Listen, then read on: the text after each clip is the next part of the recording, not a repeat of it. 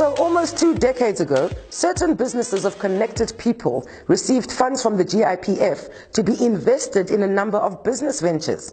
Their chickens have come home to roost on some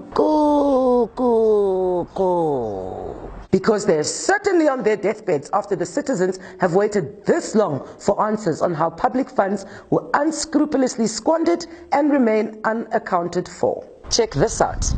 The squandering of GIPF funds has been coming on for a long time now.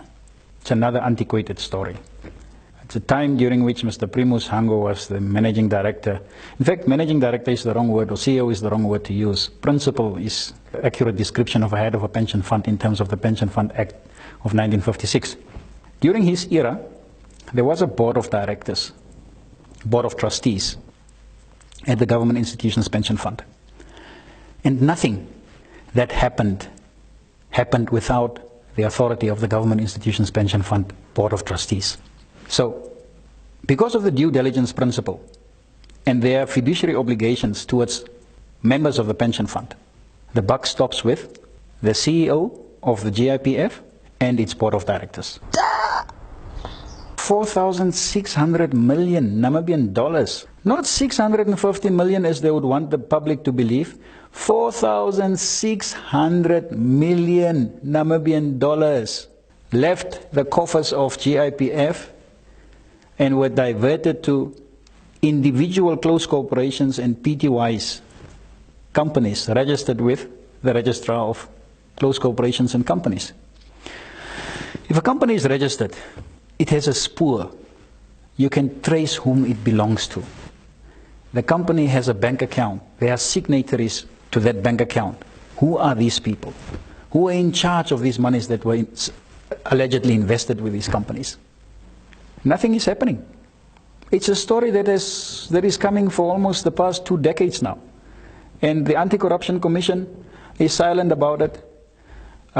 Some of the culprits are roaming the streets, driving Mercedes-Benzes and BMWs like the entrepreneurs of Namibia.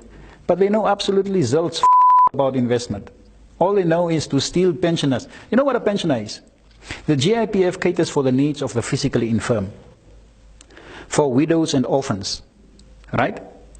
Now people who steal from these people are roaming the streets and driving Mercedes-Benzes and giving the picture of I am the success story of Namibia. Petty criminals, thieves, and we respect them and say we look up to them because of the cars that they are driving and the mansions they live in. They don't steal from ordinary people that can defend themselves.